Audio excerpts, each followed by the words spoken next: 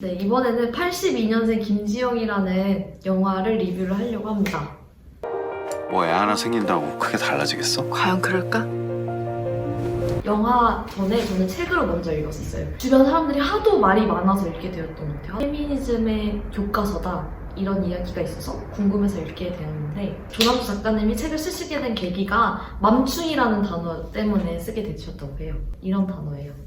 된장녀, 아몰랑 뭐 이런 것처럼 굉장히 혐오적인 발언으로 여성들의 이야기를 일반화시켜가지고 비난하는 그런 단어들 중에 하나였습니다. 책에서도 영화에서도 이런 대사가 나와요. 사람들이 나보고 맘충이래.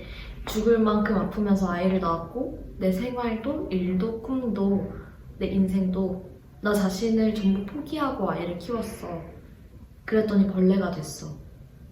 난 이제 어떻게 라는 이런 대사가 나오는데요. 이 책을 읽고 나서 저는 페미니즘 신장, 여성 권리 신장 뭐 이런 걸 느꼈다기보다는 엄마의 일기 정도 되는 이야기라고 느꼈어요.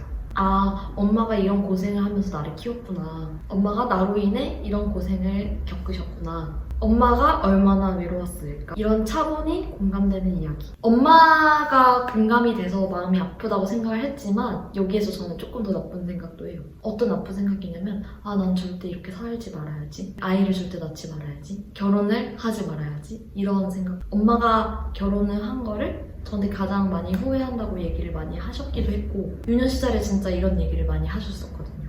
근데 엄마가 왜 결혼하지 말라는지 알았다. 결혼하면은 아이를 낳아야 하고, 아이를 낳음으로써 나한테는 인간관계도 단절될 수 있고 사회적 경력도 단절될 수 있고, 그래서 엄마가 그렇게 되게 생각이 많이 나고, 여성으로서 제가 충분히 겪을 수 있는 일이라고 생각이 돼서 그러한 미래에 대한 불안감과 두려움도 생기게 하는 그런 책이었습니다. 이 와중에 영화 리뷰인데 책을 뭐 홍보하고 있고요.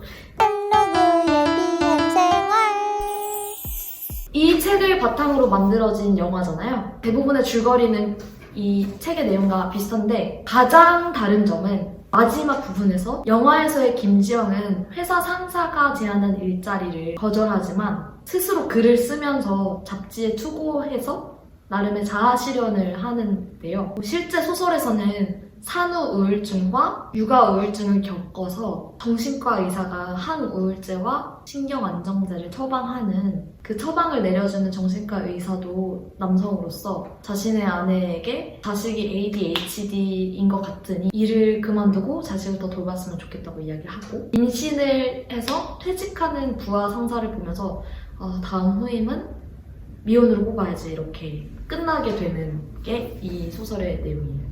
영화에서는 약간은 스스로 자아실현을 하는 것으로 완전 해피엔딩은 아니지만 약간 해피엔딩으로 끝나지만, 책에서는 계속 이제 우울증을 겪는 환자로 나오게 되는 게 이 소설과 영화의 차이점입니다. 그럼에도 불구하고 저는 이 영화가 나온 것에 대해서 간단하게 좋은 점을 말씀드리면, 여성 중심의 서사인 영화 작품이 하나라도 있다는 것에 대해서 저는 긍정적으로 보고 있고 앞으로도 더 많이 만들어졌으면 좋겠다고 생각을 합니다. 좀 아쉬운 점은 남녀 간의 임금 격차와 진급 차별 등의 이러한 구조적인 문제들이 잘 드러나지 않은 것, 이런 것들이 고부간의 갈등으로 비춰지는 점이 저는 가장 아쉽다고 생각이 들었어요. 중간에 이 김지영 씨가 다시 회사에 취직해서 일을 하겠다고 하고, 정대현 씨가 남편이죠. 정대현 씨가 내가 육아 휴직할 테니까 너가 일을 다시 시작하면 좋겠다, 약간 허락하는 장면이 나오는데, 이때 그 정대현 씨의 어머니, 시어머니가 김지영 씨한테 전화해서 너 왜 내 아들 앞길 막냐, 네가 벌으면 얼마나 벌겠냐, 내 아들 앞길 막지 마라. 근데 이게 사실은 현실이거든요. 남녀 간의 임금 격차가 37.1%라고 해요. OECD 국가 통계 기준에서 우리나라가 가장 최악이라고 합니다. 상용직 비율이 남성이 73.6%, 여성이 58.8%라고 합니다.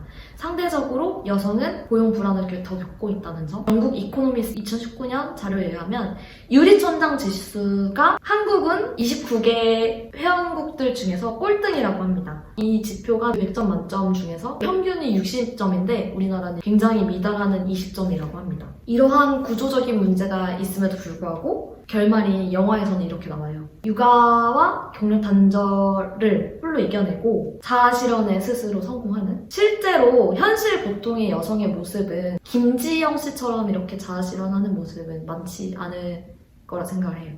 그래서 저는 홀로 스스로 자아실현하는 대한민국 사회가 아니라 사회 전체가 같이 관심을 가지고 연대해서 육아를 하는 여성들도, 경력이 단절된 여성들도 이후에도 모두가 자신의 삶을 살 수 있도록 사회 전체가 노력한다고 생각을 합니다. 부족하지만 끝까지 봐주셔서 너무 감사하고요. 좋아요와 구독과 알림 설정 꼭 해주시면 감사하겠습니다. 간단한 리뷰 마치도록 하겠습니다.